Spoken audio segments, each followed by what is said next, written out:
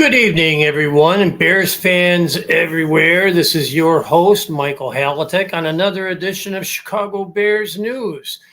We are without Stevie, who has a previous engagement. And as you know, our good friend, Dhruv Cole, recently became a brand new father for the very first time.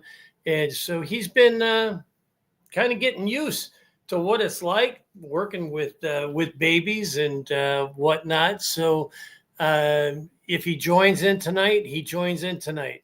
I am expecting a guest who should be on momentarily. And if he doesn't show up soon, this will be a very short show tonight. But in any event, the Chicago Bears season begins in just 109 days. Seems hard to believe. And in approximately 28 days, give or take, from there will be their first of 3 exhibition games. They are playing in the exhibition. They are playing Cleveland, they are playing Cincinnati, and they are playing the Tennessee Titans. So the Tennessee Titan game is the last of the 3 preseason games. So we're getting that close, man. Today is what? This is the last Wednesday of May. June 1st is Monday. And like I said, opening day is just 109 days from today, when the Bears travel to Carolina to take on the reigning NFC South champion Carolina Panthers. OTAs began today, and there wasn't much. There were no surprises that I am aware of coming into this evening. A couple of things, though, that we have noticed is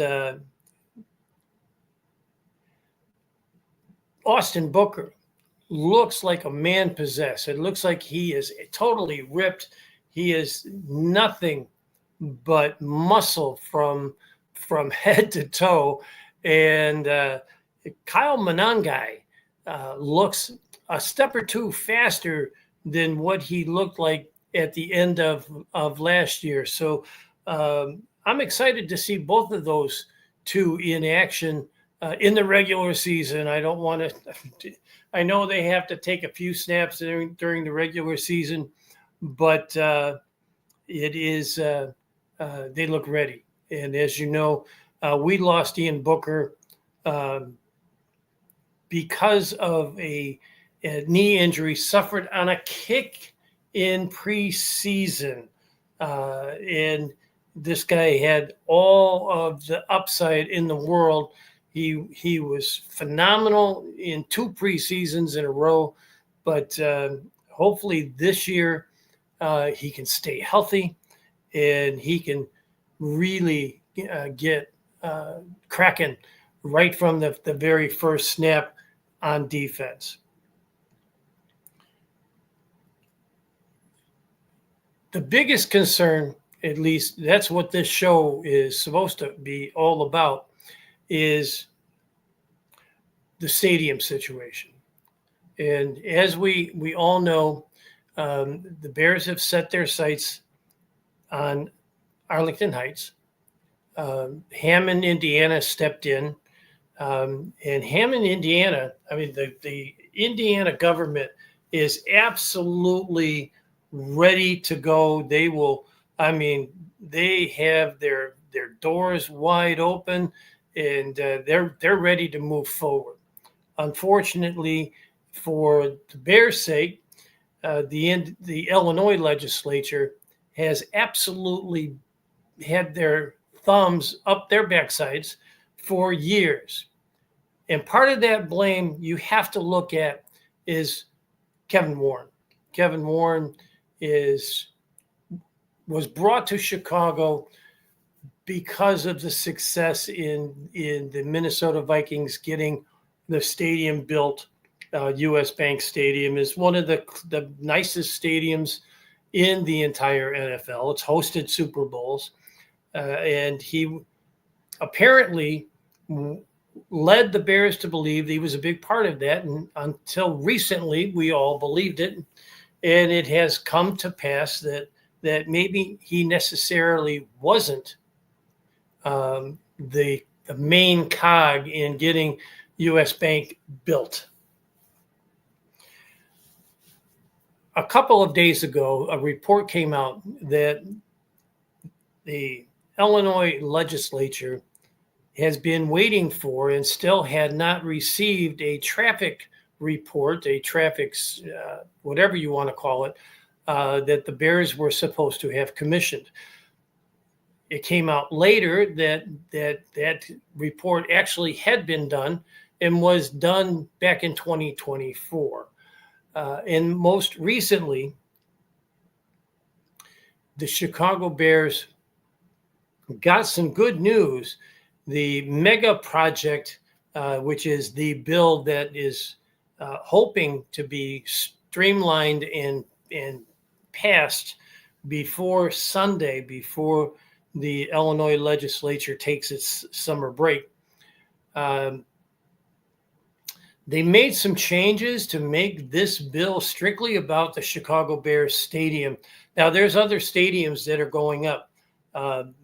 As recently announced, the soccer team has committed to build in an area on along the, I think it's called Area 78, if I'm not mistaken. And the Chicago White Sox now have a proposal for a baseball stadium toward the edges of the South Loop along the south branch of the Chicago River. But it's the Bears situation in this mega project that they're trying to just, I guess, whittle away and carve out just the Chicago Bears stadium for now and worry about the rest later, so they can get this bill done and to the finish line before May 31st. That is the important thing that just the Bears are hoping for. And in recent news, in fact, just recent news as of today, as a matter of fact, that is what's going on with the Chicago Stadium. So if you want the Bears in Arlington Heights, smash that like button. Make sure you subscribe to the channel, and we will make this short and sweet. I hope you enjoyed the podcast. I hope you enjoyed what's going on with the Chicago Bears with OTAs. Like I said, 109 days, baby. We're going to be sitting in our most comfortable chairs in our man caves or at our favorite establishments, taking back a couple of beers, watching the Bears beat Carolina.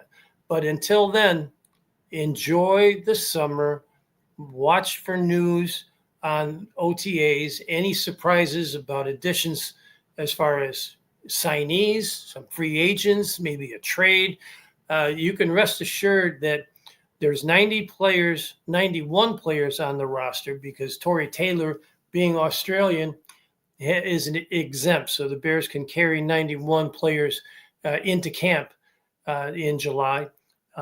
You can bet that of those 91 players, there is one or two players not on the team right now that will be on the 53 roster when we find out what that will be the week before the regular season.